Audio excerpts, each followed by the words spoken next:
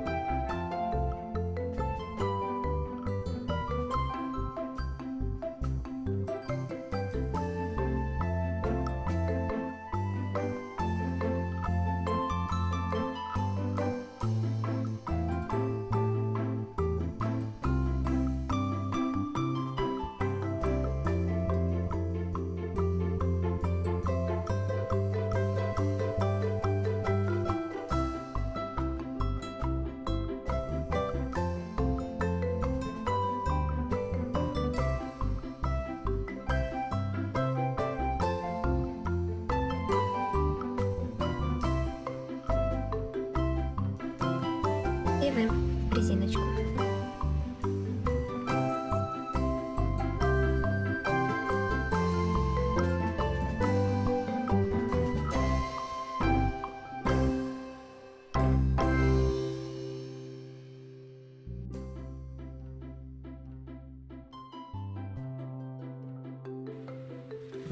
Вот такие вот у нас бантики получились.